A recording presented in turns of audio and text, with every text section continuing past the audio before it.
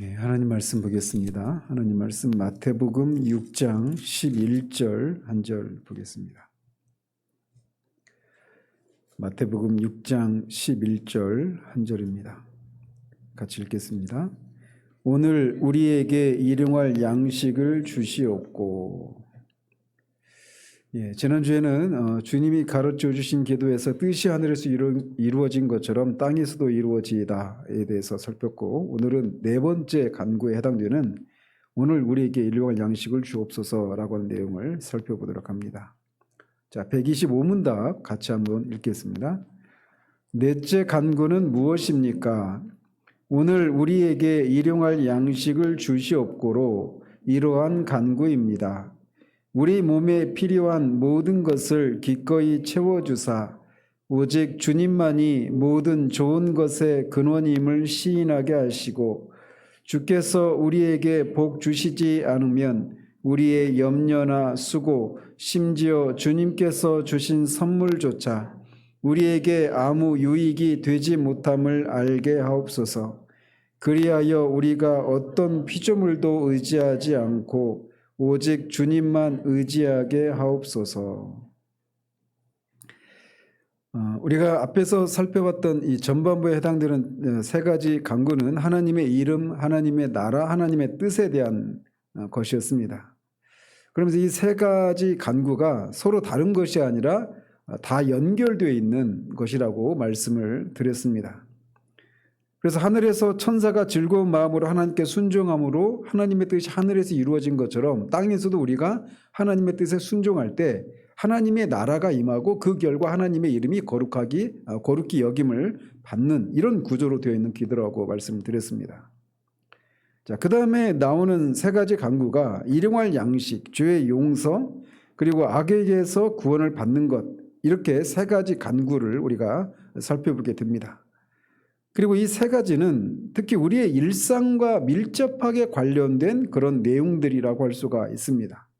먹고 사는 문제, 또 죄 용서를 체험하는 삶과 시험에 빠지지 않고 악에서 구원을 받는 이 모든 것은 이 땅에 사는 우리가 매일매일 간절히 필요로 하는 그런 내용들이라고 할 수가 있습니다. 그 중에서 오늘은 첫 번째 내용인 일용할 양식을 주옵소서라고 하는 것을 살펴보도록 합니다. 그런데 이제 이 나머지 이 세 가지 간구의 내용을 좀 우리가 살펴보면 주님이 가르쳐 주신 기도가 얼마나 포괄적인지, 그리고 그 순서가 우리의 어떤 상식과는 조금 의외의 순서로 우리에게 기도를 가르쳐 주고 있다, 이렇게 볼 수가 있습니다. 먼저 간구의 내용이 포괄적이다라고 하는 것은 앞으로 우리가 살펴보게 될, 오늘부터 이제 다음에 살펴보게 될 이 세 개의 짧은 간구들이 우리 인간이 이 땅을 살아가는 데 있어서 필요한 모든 것을 담아내고 있는 그런 내용이라는 것입니다. 첫 번째 간구인 일용할 양식을 주옵소서라고 하는 것은 우리의 육신의 삶을 위해서 필요한 모든 것들을 구하는 그런 간구입니다. 이에 비해서 다음 주에 살펴보게 될 우리에게 죄 지은 자를 용서해 준 것 같이 우리 죄를 용서해 달라라고 하는 간구는 우리의 혼과 관련된 것이라고 할 수가 있습니다.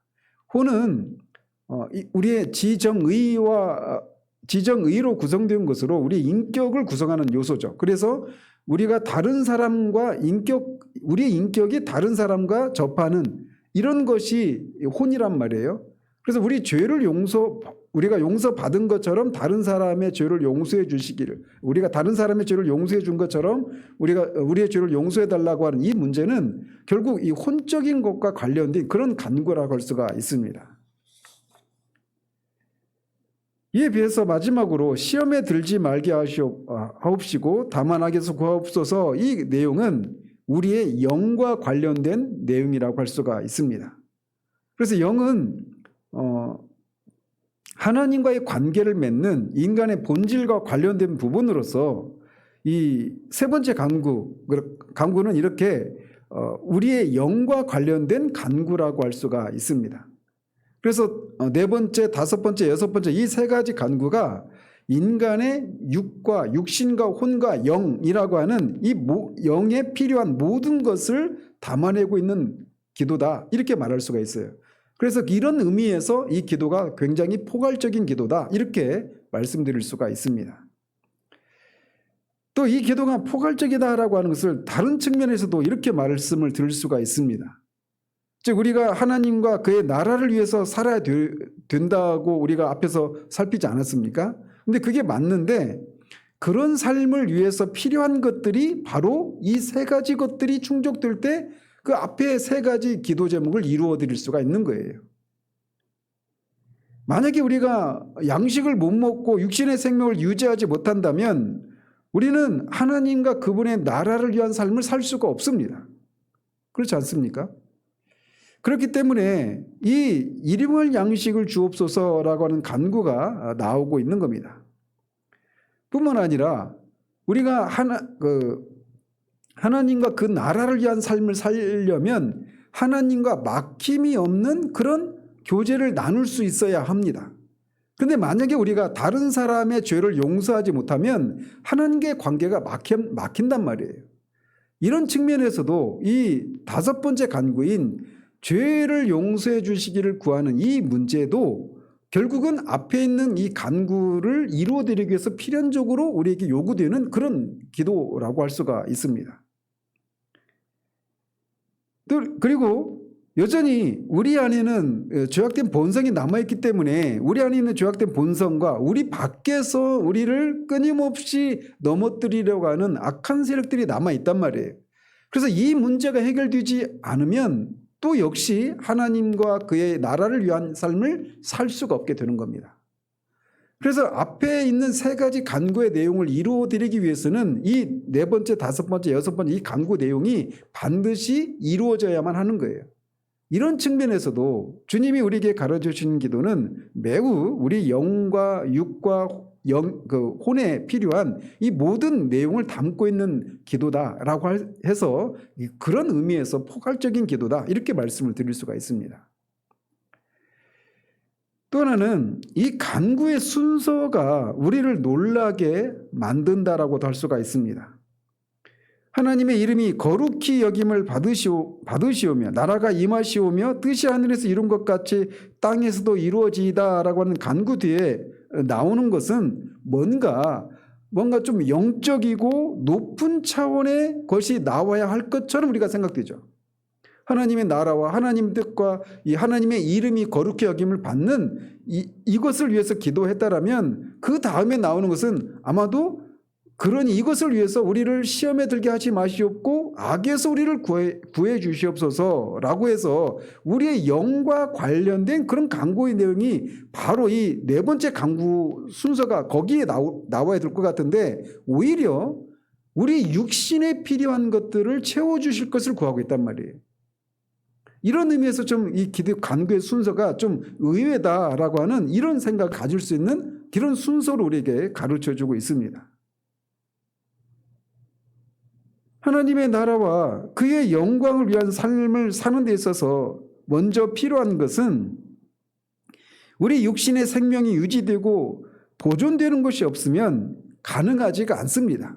그렇기 때문에 먼저 우리의 육신의 필요를 채워주실 것을 구하라고 가르치고 있는 거예요. 이런 측면에서. 뿐만 아니라 우리가 작년 한 해 동안 계속 오후 예배 때 살펴왔던 것처럼 오랜 세월 동안 교회사적으로 오랜 세월 동안 영은 선하고 육은 악하다라고 하는 이 헬라의 잘못된 이원론 이것이 기독교 안에 그대로 들어와서 성속 이원론적인 이런 잘못된 세계관이 우리가 교회 안에도 역사 가운데 계속 그게 반복되어져 나타났습니다. 그래서 우리가 경건하고 하나님을 위한 어떤 직접적인 것은 선한 것이고 그 이외의 일들은 어떤 가치가 좀 떨어지고 하찮은 것처럼 생각하는 심지어는 속되다고 생각할 정도로 그런 잘못된 이원론이 우리 가운데 있단 말이에요. 그런데 주님은 이렇게 친히 육신을 취하신 이런 사건을 통해서 우리에게 말씀해 주신 것처럼 영은 선하고 육은 악하다라고 한 이것이 잘못되었다라고 하는 것을 우리에게 말해주고 있는 겁니다. 주님의 성육신 사건 자체가. 따라서 우리 육신은 하나님의 영광과 그의 나라의 어떠함을 드러내기 위한 수단으로 우리에게 주어진 거예요. 그래서 우리가 로마서에서 살펴보는 것처럼 우리가 예수 그리스도를 믿어서 그리스도와 함께 십자가에 죽고 그와 함께 살아나서 우리가 죄에 대해서, 율법에 대해서, 사망에 대해서, 사탄에 대해서 죽었죠. 그리고 의에 대해서 하나님을 향해서 우리가 살아난 사람들이에요. 그러니까 우리로 하여금 어떻게 하라고 합니까? 우리의 지체를 부정과 불법에 드리지 말고 의에게, 하나님께 드리라고 그렇게 말씀드리지 않습니까? 그래서 우리의 육신이라고 하는 것은 하나님을 섬기기 위한 수단인 겁니다. 육신 그 자체가, 육 그 자체가 악하고 또는 저질이고 저급하고 이런 것이 아니란 말이에요. 또 우리 구원 역시 영혼의 구원만이 아니라 육신의 구원으로 구원이 완성되는 겁니다. 영혼만 구원받는 것이 아니라 주님이 재림 때 우리가 영광스러운 몸을, 부활의 몸을 입음으로써 우리의 구원이 비로소 완성이 되는 거예요. 그런 면에서 우리의 육신의 필요를 구하는 간구가 앞에 나오는 것이 이렇게 의외라고 할 수가 있는 겁니다. 자, 그래서 먼저 이제 이 간구의 내용을 구체적으로 살펴보면 여기서 양식을, 오늘 일용할 양식을 우리에게 주시기를 구해라 이렇게 말씀드릴 때 여기서 말하는 양식이 무엇인가에 대해서 수많은 의견들이 있어 왔습니다. 근데 이거를 단순화시켜서 얘기하면 이거를 영적인 측면으로 해석하는 한 견해가 있고 이거를 문자 그대로 우리 육신의 필요를 채우는 데 필요한 것들 이런 것으로 해석하는 이 크게 두 가지 견해로 나눌 수가 있습니다.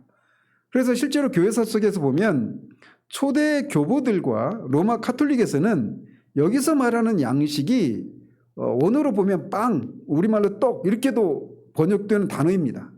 그래서 결국 이거는 주님의 몸을 가리키는 것이다. 이렇게 해석을 해왔어요. 그래서 성찬에서 우리가 빵으로 우리 주님의 몸을 기리지 않습니까? 그런 것처럼 여기서도 말하는 양식은 바로 그것이다. 이렇게 로마 카톨릭이나 초대 교부의 일부는 이렇게 가르쳤어요. 즉 여기서 말하는 양식은 영적인 양식이라고 그렇게 주장하는 한 견해가 있습니다.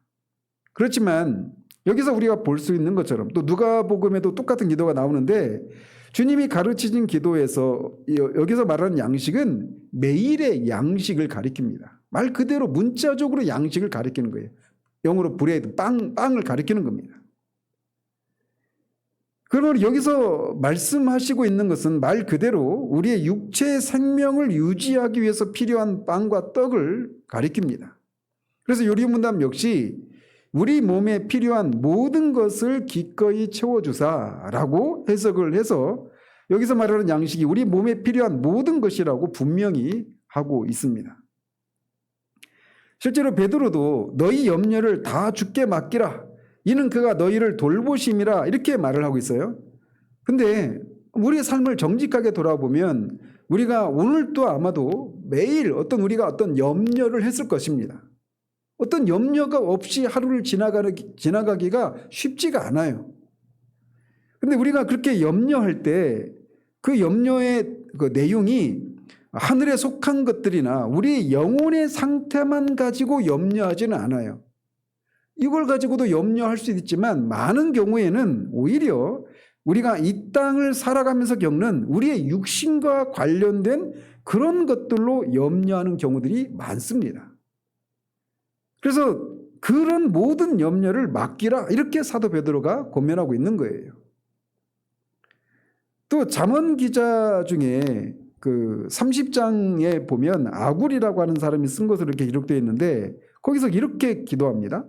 나를 가난하게도 마옵시고 부하게도 마옵시고 오직 필요한 양식으로 나를 먹이시옵소서. 혹 내가 배불러서 하나님을 모른다 여호와가 누구냐 할까 하며 혹 내가 가난하여 도둑질하고 내 하나님의 이름을 욕되게 할까 두려함이니이다. 이렇게 기도를 합니다. 그래서 이 구절에서도 말하고 있는 것처럼 분명하게 필요한 양식을 먹여달라고 부족하지도 또 넘치지도 않게 해달라고 그렇게 간구하고 있는 거예요. 따라서 여기서 말하는 양식은 분명히 우리가 이 땅을 지나면서 육신의 생명을 유지하고 누리기 위해서 필요한 그런 것들을 가리킵니다. 그런데 이것을 그냥 문자적으로 그냥 빵이나 떡 이것만을 가리키는 것은 아닙니다. 이것을 더 넓게 우리 육체와 현세적인 삶을 유지하는 데 필요한 모든 것을 가리킨다, 이렇게 말할 수가 있습니다. 그래서 마틴 루터는 그의 소요리 문답에서 여기서 말하는 양식이 뭐냐 이렇게 묻고 이렇게 답을 해요. 일용할 양식을 여기서 말하는 일용할 양식을 몸과 영혼에 필요한 모든 것인데, 먹는 것, 마시는 것, 옷, 신발, 집, 농장, 가축, 돈, 물건, 경건한 배우자, 경건한 자녀, 경건한 고용인, 경건하고 진실한 통치자, 좋은 정부, 좋은 날씨, 평화, 건강, 교육, 명예, 좋은 친구, 신용 있는 이웃 등과 같은 것입니다. 이렇게 가르칩니다. 그러니까 여기서 말하는 양식이 굉장히 포괄적인 내용을 언급하고 있는 것이다, 이렇게 가르치고 있는 겁니다. 자, 그러면서 이런 우리가 이 땅을 살아가면서 필요한 그 육신에 필요한 모든 것들을 총망라한 것들을 구하라고 이렇게 가르치고 있는데, 그것을 구하되 일용할 양식을 구하라고 그렇게 가르치고 있습니다. 일용할이라고 하는 것은 우리가 하루를 살아가는 데 필요한 것을 가리키는 겁니다.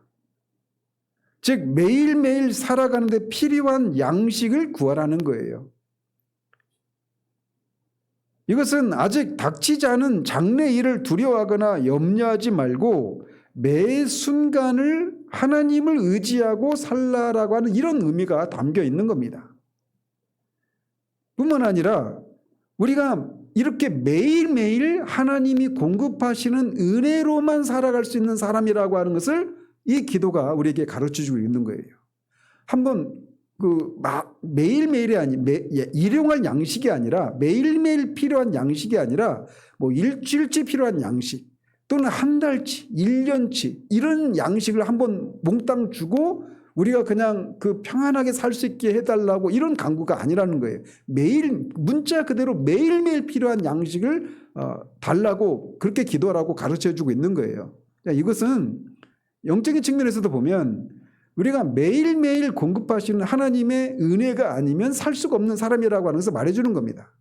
그러니까 우리가 여름에 어떤 수련회나 어떤 특별한 사경이나 이런 때 한번 은혜를 몽땅 받고 그 은혜로 1년을 또는 몇 달을 사는 것이 아니라 매일매일 필요한 은혜를 우리가 필요로 하는 사람이라고 하는 것을 여기에서도 우리에게 가르쳐주고 있는 거예요. 그래서 맨 마지막에 있는 문장처럼 그래서 우리가 어떤 피조물도 의지하지 않고 오직 주님만 의지하게 하옵소서라고 하는 이런 내용이 있는 겁니다. 매일매일 주님을 의지하며 살아가야 될 존재라고 하는 것을 매일 필요한 양식을 구하라고 하는 이 기도를 통해서 우리에게 교훈해 주고 있는 거예요. 뿐만 아니라 더 나아가서 여기서 말하는 일용할 양식을 구하라라고 하는 것은 우리의 육신의 삶을 위해서 필수적인 것들을 구하는 것이지 사치품이나 필요 이상의 것을 구하지 말라는 것입니다. 근데 문제는 우리가 내게 필수적이라고 하는 것과 하나님이 보실 때 필수적인 것에 차이가 있는 것에 거기서 이제 문제가 발생하는 거죠. 따라서 이 간구는 결국 절제의 문제에 해당되기도 하는 겁니다. 오늘날 한국 사회에서 문제가 바로 이런 것 아니겠습니까? 우리는 하루에도 수없이 많은 그런 광고에 우리 노출되어 삽니다. 어떤 기사 하나 읽으려고 해도 유튜브는 어떤 기사 인터넷 들어가면 다 온통 광고 천지죠. 그래서 그런 것들이 우리로 하여금 소비를 필요 없는 소비를 그렇게 강요받는 그런 시대를 우리가 살아가고 있어요. 그런 시대를 살아가다 보니까 우리가 어떤 것들을 소비하는가가 우리가 누구인가를 말해주는 그런 시대를 살아갑니다. 먹는 것도 다른 사람들이 먹는 것이 아닌 좀 더 다른 사람과는 다른 어떤 구별된 것을 먹는 것을 통해서 나는 이런 정도 먹는 사람이야 라고 하는 것을 드러내려고 하는 그런 시대를 우리가 살아가고 있는 거예요. 그렇기 때문에 남들보다 더 많고 더 좋고 더 편하고 더 넓고 더 비싸고 더 많은 것을 소비하는 사람이 인정을 받는 시대가 우리 시대입니다. 그것을 위해서, 이런 것들을 위해서 쉼없이 달려갑니다. 그리고 이것이 사회에서 수많은 병폐와 부조리와 모순과 이 부패를 양산하고 있는 그런 시대가 우리 시대라고 볼 수가 있어요. 그래서 그런 것들을 성취한 사람은 그런 것을 성취한 자신의 능력에 취해 있거나 또는 그것을 성취한 자신을 칭찬하는 다른 사람들의 칭찬에 취해 삽니다.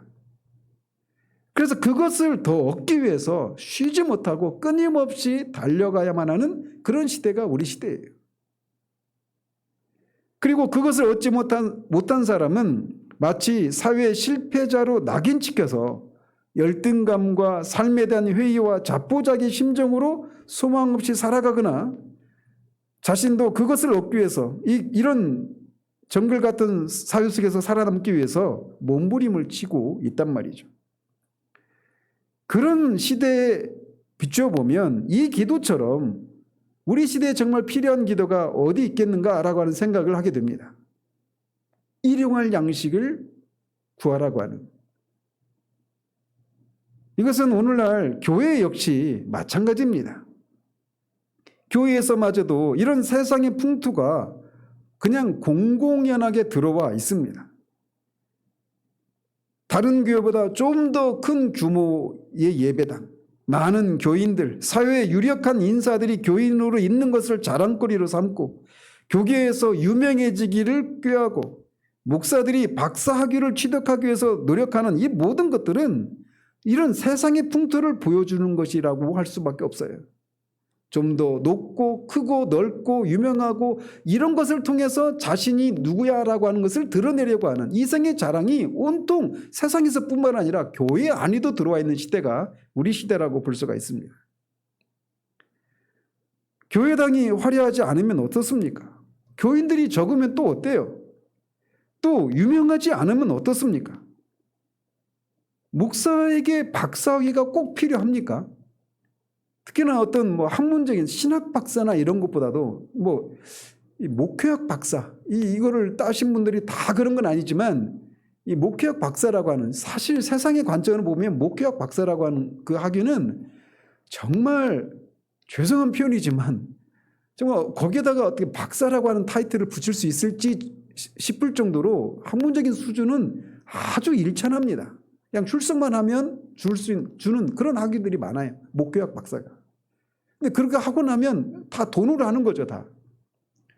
그러면 이제 앞에 박사. 이게 무슨 대수라고요?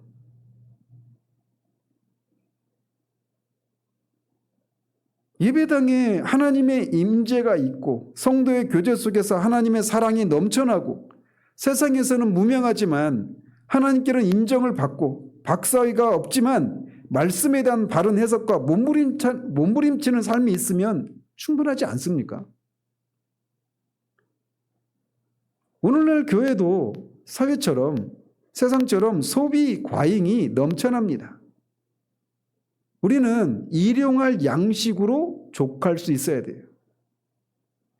그렇기 때문에 오늘날 이 기도처럼 절실한 기도가 없다라고 할 수가 있습니다. 우리가 이 세상에 아무것도 가지고 온 것이 없음에 또한 아무것도 가지고 가지 못하리니 우리가 먹을 것과 입을 것이 있은즉 족한 줄로 알 것이니라. 부하려 하는 자들은 시험과 월무와 여러 가지 어리석고 해로운 욕심에 떨어지나니 곧 사람으로 파멸과 멸망에 빠지게 하는 것이라. 그래서 주님은 이런 것에 대한 염려로 주님은 우리에게 일용할 양식을 구하라고 가르치고 있는 겁니다. 주님은 이렇게 일용할 양식을 주시되 오늘 주시기를 위해서 기도하라고 가르치고 있습니다. 하나님은 우리의 날들에 필요한 모든 은혜를 한꺼번에 주시지 않습니다. 우리는 일용할 양식을 위해서 기도하되 오늘 주시기를 위해서 기도해야 합니다. 그렇다고 해서 우리가 미래를 위해서 준비해서는 안 되느냐? 기독교인들은 뭐 보험이나 저축이나 이런 적금이나 이런 걸 들면 안 되느냐? 그렇지 않습니다. 얼마든지 할 수 있습니다. 실제로 사도들은 사도행전을 보면 아가보라고 하는 선지자가 천하에 큰 흉년이 있을 것이라고 하는 예언을 받고 그것에 미리 대비를 했었습니다. 그렇기 때문에 미래를 위해서 준비하는 것은 합법적입니다. 따라서 여기서 주님이 지적하시고 있는 것은 결국 우리의 마음을 흔드는 모든 불신앙적인 염려를 정죄하고 우리에게 때를 따라 날마다 하나님의 선하심을 의지하도록 하고 계신 거예요. 이렇게 오늘 일용할 양식을 주옵소서라고 한 이 간구는 구약의 이스라엘 백성들이 광야에서 날마다 그날 필요한 만나를 공급받았던 그 사건을 연상시키고 있습니다.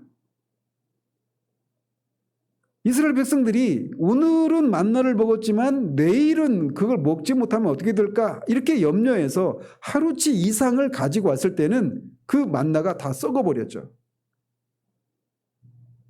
이것을 통해서 그리고 안식일에는 나가지 말라고 했고 그 전날 안식일에 필요한 것까지 이틀치를 주셨어요. 그것을 통해서 하나님이 이스라엘 백성들을 다루신 겁니다. 뭘 다루셨는지에 대해서 신명기 8장 3절에 이렇게 말을 하고 있습니다. 너를 낮추시며 너를 줄이게 하시며 또 너도 알지 못하며 내 조상들도 알지 못하던 만나를 내게 먹이신 것은 사람이 떡으로만 사는 것이 아니요 여호와의 입에서 나오는 모든 말씀으로 사는 줄을 내가 알게 하려 하심이니라. 이스라엘 백성들은 매일 만나를 거두러 나갔고 그때마다 만나를 보내시는 하나님의 말씀을 믿고 하나님을 의지하고 사는 이 훈련을 그렇게 했던 겁니다. 그러니까 하나님이 내일 필요한 것을 내가 너희들에게 주겠다라고 하실 때 그 말씀, 그렇게 말씀하신 하나님의 말씀을 따라서 나가봤더니 실제로 있는 겁니다. 그래서 이것을 매일매일 하면서 광야에서 38년 동안 했죠. 그러니까 그 가나안 땅에 들어가기까지 계속해서 이 만나를 먹었는데, 그러니까 40년이죠. 40년 동안 이 만나를 먹었는데 그 세월을 한번 생각해 보십시오. 매일매일 나가면서 그거를 확인한 겁니다. 하나님이 말씀하신 대로 우리를 굶기시지 않고 이 만나를 매일 주신다라고 하는 것을 경험한 거예요. 그것을 통해서 궁극적으로 사람이 떡으로만 사는 존재가 아니라 하나님의 입에서 나오는 모든 말씀으로 사는 존재다라고 하는 것을 가르쳐 주시기 위해서 그렇게 매일매일 그날의 양식을 주시는 그런 훈련을 하게 하셨던 겁니다.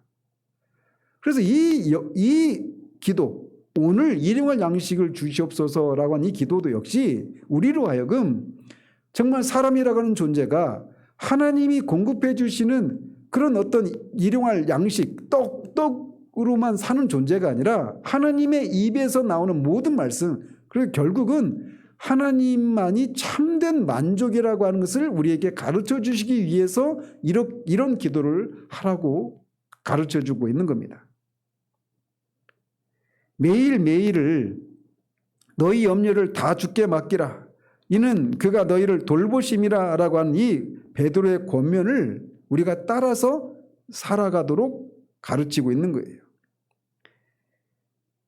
내 길을 여호와께 맡기라. 그를 의지하면 그가 이루시고 라고 시편 기자가 노래합니다.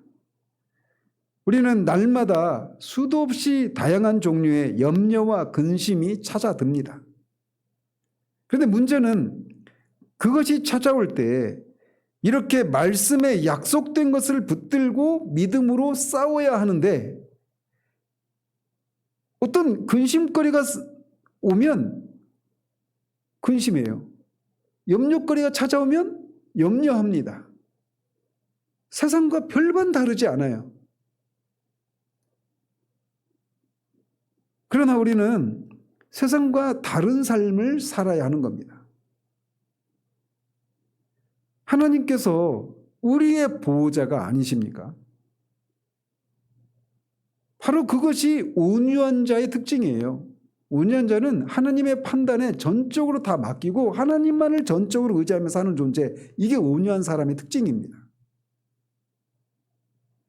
주님의 판단과 주님의 인도만을 의지하는 자세, 이것이 온유한 자의 특징이란 말이죠. 따라서 이 기도는 결국 하나님에 대한 신뢰의 문제입니다. 그래서 맨 마지막 문장에 그리하여 우리가 어떤 피조물도 의지하지 않고 오직 주님만 의지하게 하옵소서. 일용할 오늘 필요한 양식을 매일 우리에게 주시옵소서라고 하는 이런 간구를 올려드리고 그 간구에 하나님이 응답하시는 것을 통해서 우리가 범사에 매일매일 하나님만을 의지하도록, 어떤 피조물, 어떤 사람이 아니라 오직 하나님만 의지하도록 우리에게 이런 훈련을 하시는 거예요. 우리는 우리 생각엔 우리 노후에도 부족하지 않은 그런 것들을 한 번에 하나님이 주셔서 그냥 편안하게 살았으면 좋겠는데, 저도 솔직히 제 안에 그런 마음이 많이 있거든요. 우리 교회에 필요한 것들을 하나님 한꺼번에 딱 주시면 알아서 우리가 잘 쓸 수 있을 건데, 이런 생각을 한단 말이에요. 근데 하나님은 우리로 하여금 매일매일 우리가 피조물이 아니라, 우리가 쌓아놓은 이 은행 잔고가 아니라 하나님만을 의지하도록 하시기 위해서 우리에게 이렇게 매일매일 필요한 은혜를 구할 것을 우리에게 가르쳐주고 있는 겁니다. 우리가 하나님보다 지혜로울 수는 없지 않습니까? 결국 오늘날 우리에게 일용할 양식을 주옵소서라고 하는 간구는 사람의 생명이 일용할 양식에 의존되어 있는 것이 아니라 하나님에게 달려있다라고 하는 것을 깨우치는 기도입니다. 또한 우리가 일용할 양식을 구하여서 얻는 존재라고 하는 것을 깨닫게 하시는 기도인 거예요.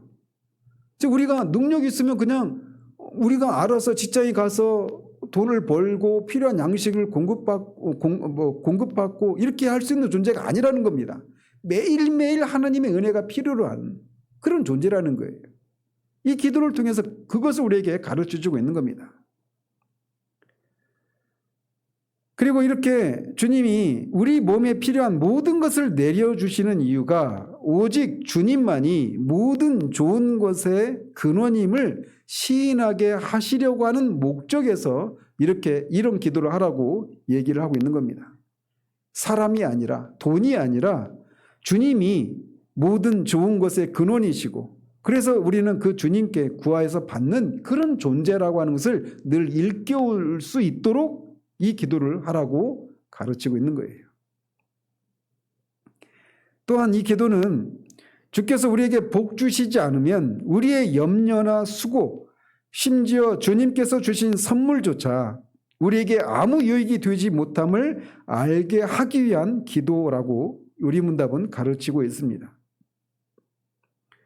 우리 육신에 필요한 모든 것을 주님이 공급해 주신다고 해도 주께서 우리에게 복 주시지 않으면 주님이 주신 선물조차도 아무 유익이 되지 못한다라고 하는 것을 고백하는 기도가 바로 이 기도예요.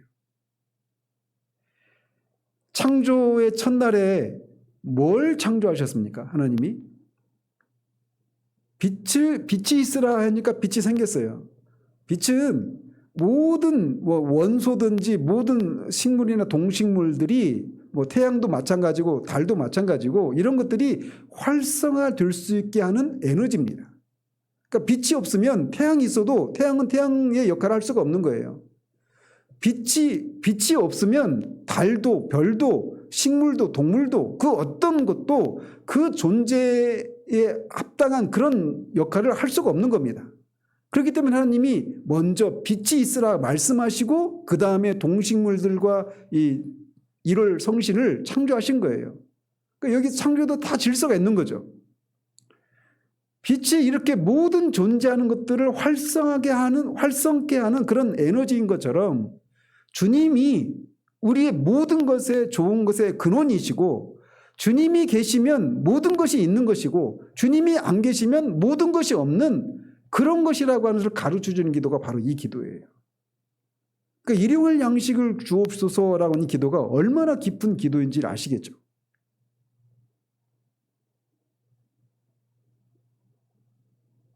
마치 주님으로부터 오는 복이 없으면 모든 것은 일종의 영혼 없는 흙의 상태 가운데 있는 아담과 같은 것들입니다.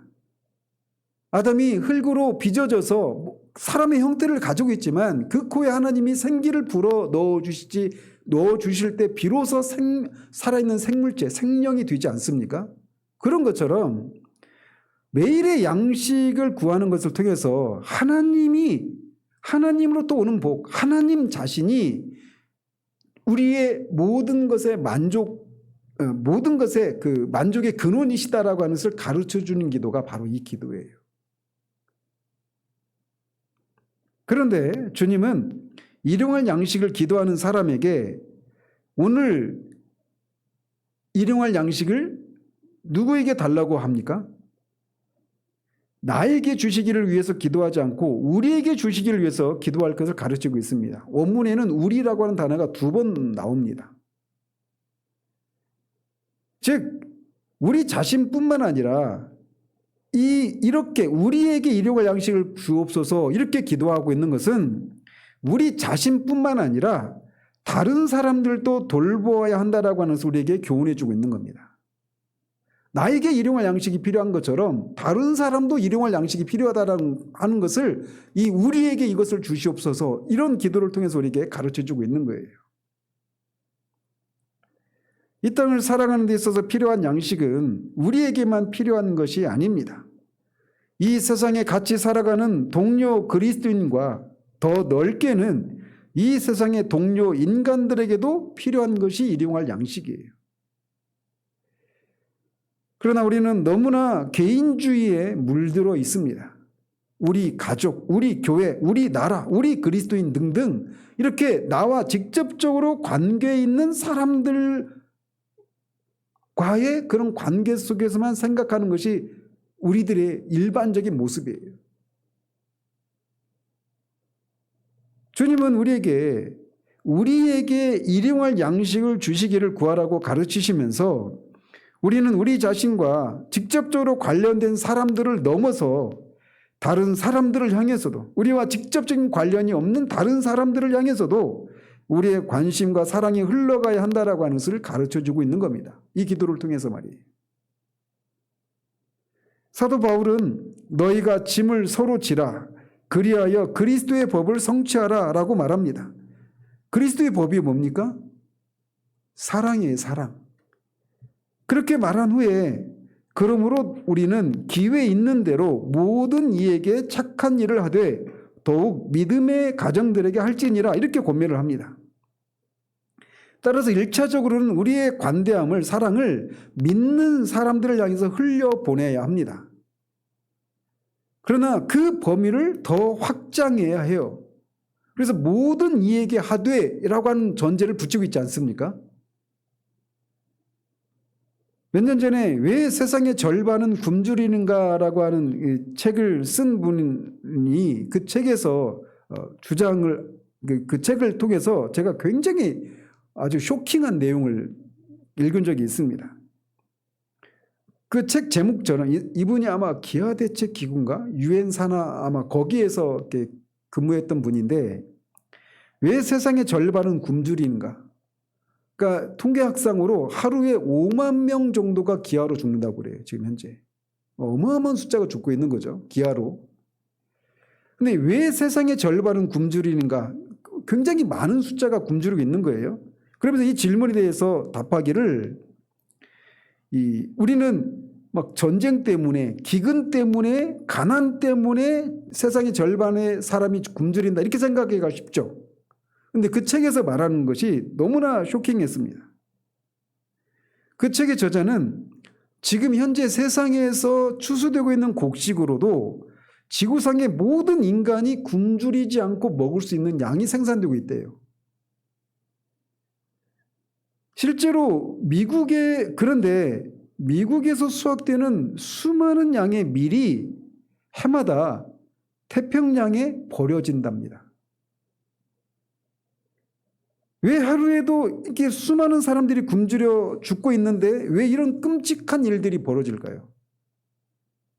그렇죠. 자본가들의 탐욕 때문에 그렇습니다. 말씀드린 것처럼 통계에 따르면 매일 5만 명이 기아로 죽어가는데도 이 자본가들이 공급량을 줄여서 가격을 올려서 비싸게 팔려고 이 밀을 태평양에 버린답니다. 이게 세상이에요. 그러므로 이 기도는 우리의 탐욕을 절제하고 우리의 관대함을 촉구하는 기도라고 할 수가 있는 겁니다.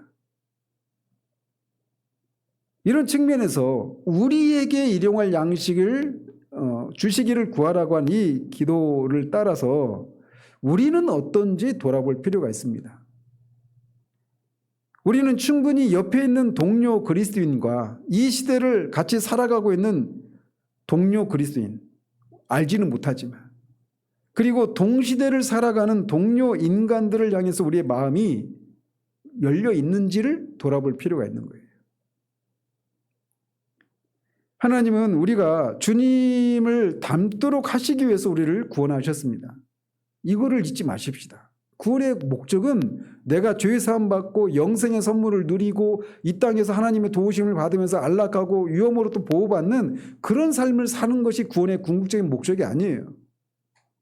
주님을 닮은 사람이 되는 것, 아들의 형상을 본받는 사람이 되는 것, 이것이 우리를 구원하신 궁극적인 목적이고 이것을 향해서 가고 있는 겁니다. 로마서 하면서도 계속 말씀드렸죠. 우리가 점도 흠도 티도 주름 잡힌 것도 없는 그런 사람이 되어가는 것. 이것의 원형이 누구시냐, 모형이 누구시냐? 우리 주님이에요.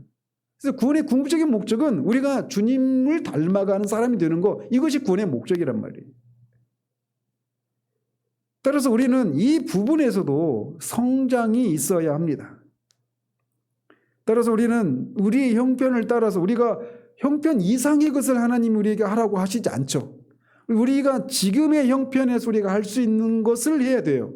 우리 나뿐만 아니라 다른 동료 그리스도인들, 우리 교회 또 밖에 있는 교회 그리스도인들, 또 이 세상에 있는 어떤 일용할 양식이 필요한 사람들을 우리가 할 수 있는 대로 돕는 그런 일을 해야 된단 말이죠.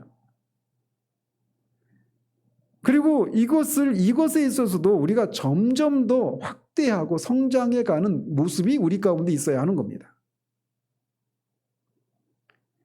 우리와 직접 관련이 없지만 복음을 전하기 위해서 가난을 자처한 많은 어려운 교회 사역자들을 돌아볼 수 있어야 합니다. 먼저는 믿는 자들을 향해서 우리가 그런 일들을 선한 일을 해야 되니까 말이죠. 우리만 더 편하고 좋은 환경 가운데서 하나님을 예배하고 그것을 하나님이 축복해 주신 것에 인해서 감사해야 하는 그런 어린아이 수준에서 우리는 벗어나야 합니다. 자, 그렇다면 마지막으로 살펴볼 것은 이 기도는 어떻게 성취될까요? 일용할 양식을 주옵소서라고 이 기도가 어떻게 성취될까요? 감나무 밑에 가서 입을 쩍 벌리고 감이 떨어질 때까지 기다리는 것처럼 일용할 양식을 하나님이 주시기를 우리가 입을 벌리고 가만히 있어야 될까요? 그런 방식으로 성취가 되는 것이 아닙니다. 우리가 일용할 양식을 얻기 위해서는 어떻게 해야 됩니까? 일을 해야 되는 겁니다. 누구든지 일하기 싫어하거든 먹지도 말게 하라라고 사도 바울은 우리에게 교훈해 주고 있습니다. 또 에베소서에서도 도둑질하는 자는 다시 도둑질하지 말고 돌이켜 가난한 자에게 구제할 수 있도록 자기 손으로 수고하여 선한 일을 하라라고 말을 합니다. 도둑질하지 않는 것을 넘어서서 자신의 입에 풀칠을 하기 위해서 일을 하라, 이것도 아니고 그걸 넘어서서 다른 사람들에게 구제할 수 있도록 일을 하라고 그렇게 가르치고 있어요.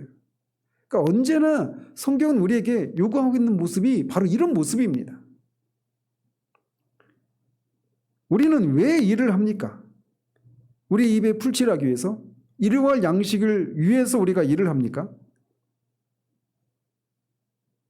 물론 이것을 위해서 우리가 기도해야 되죠. 이것을 위해서 우리가 일을 하는 측면도 있지만 그것을 넘어서야 한단 말이에요. 그러므로 이 기도는 우리가 일해야 할 의무를 배제하지 않습니다. 즉 행함이 없는 믿음이 아무런 의미가 없는 것처럼 행함이 없는 기도도 아무런 의미가 없기는 마찬가지입니다.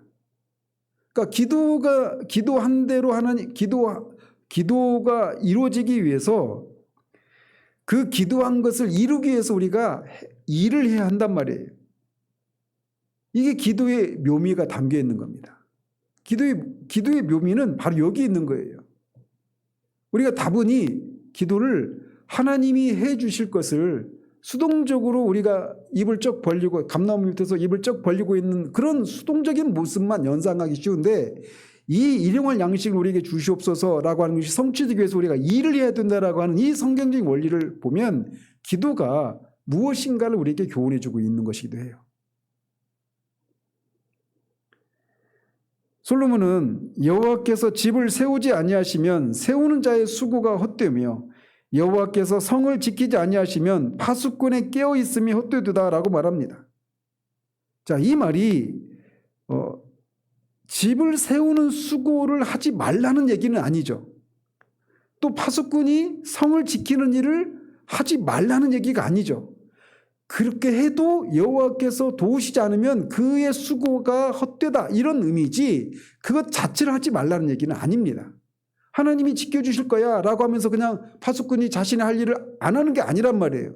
집을 세우려고 하는 사람이 집을 세우는 노력을 하지 않고 여호와께서 집을 세우지 않으면 모든 것이 헛되다라고 말하면서 그냥 여호와께서 세워주시기를 기다리는 이런 자세가 옳은 게 아니란 말이에요.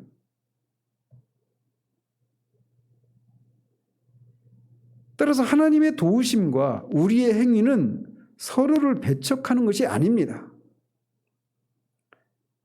하나님이 하실 것을 믿는다라고 하는 것이 우리가 해야 될 일을 하는 것을 통해서 그 믿음을 드러내는 것이에요. 드러내는 것입니다. 따라서 이 기도는 참으로 놀라운 기도라고 할 수가 있습니다. 그리고 이 기도를 필요로 하지 않는 사람은 아무도 없습니다. 그가 아무리 우리 보기에는 모든 것을 가지고 있을지라도 그에게 필요한 것은 하나님으로부터 오는 복, 하나님의 은혜입니다.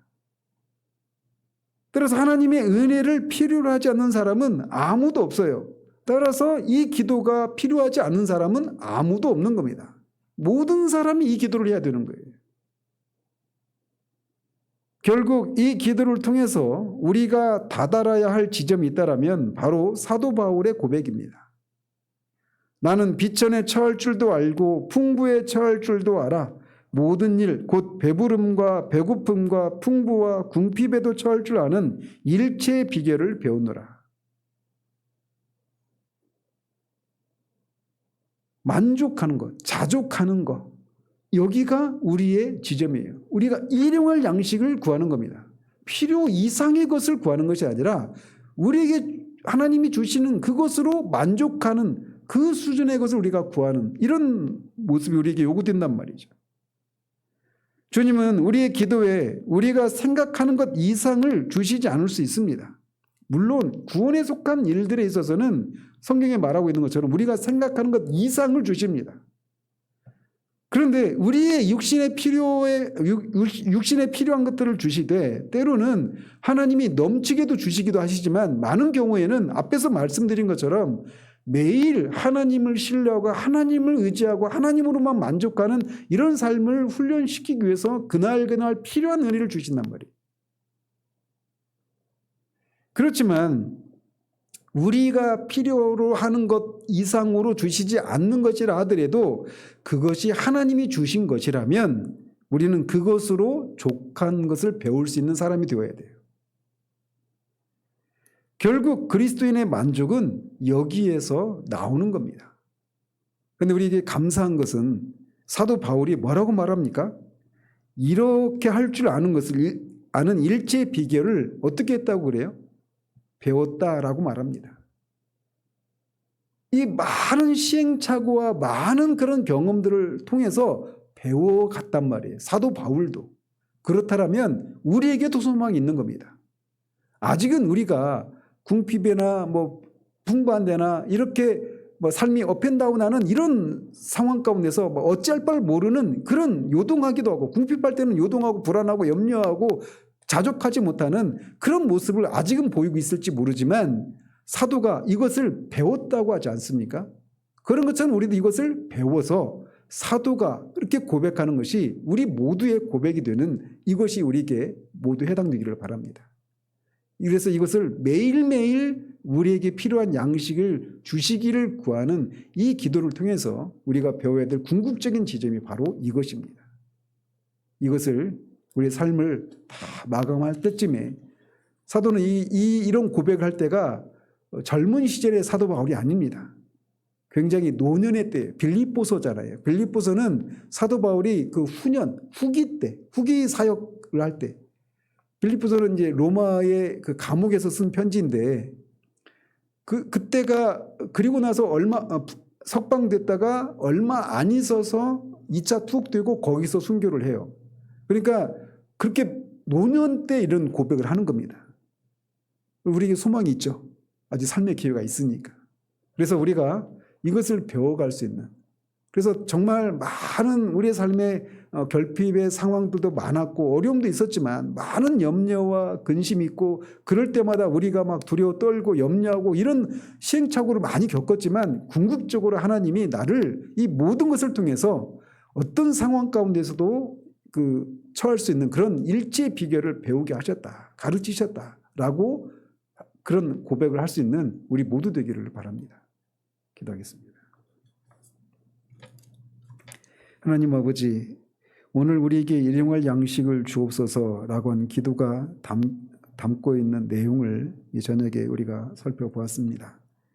하나님, 이 기도가 얼마나 포괄적이고 얼마나 심오하고 깊이가 있는 것인가를 우리가 이 짧은 시간에 다 헤아려 알 수는 없지만 주마 감상격으로 살펴본 이 말씀이 우리에게 정말 큰 울림으로 다가올 수 있게 되기를 원합니다. 이 기도가 담고 있는 것처럼 궁극적으로 하나님이 주신 것으로 만족할 수 있는 그런 사람이 되어가는 것, 그리고 우리 자신의 필요만을 위해서 사는 것이 아니라 우리 주변에 있는 사람들을 돌아보고 그들의 필요를 채워주는 그런 데까지 우리가 이렇게 우리의 마음이 넓어지고 또 깊어져가는 세심해지는 그런 사람들로 우리가 자라가기를 가르치는 그런 기도임을, 뿐만 아니라 정말 우리가 모든 상황 속에서 하나님으로만 만족하는 법을 배우는 이것을 구하는 기도라고 하는 이 내용을 우리가 이 저녁에 살폈습니다.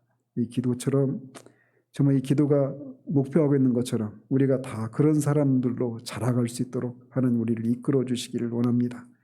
우리의 시각이 너무나 우리 중심적으로 나 중심으로 하나님 그렇게 매몰되어 있는 이 시각에 하나님 넓혀주시고 주변을 바라볼 수 있도록 하나님 도와주시고, 아버지 하나님, 있을 때는 감사하고 없을 때는 염려하고 근심하고 두려워하는 그런 우리들이 아니라 없을 때에도 하나님의 선하심을 믿고 바라보며 그렇게 하나님을 신뢰하는 우리들 될 수 있도록 도우시고, 우리에게 많은 풍족한 가운데 있을 때에도 그것으로 우리가 만족하는 사람이 아니라 하나님으로만 만족하는 것을 배우는 그런 우리들 될 수 있도록 하나님 우리를 이끌어 주시기를 소원합니다. 예수 그리스도 이름으로 기도합니다. 아멘.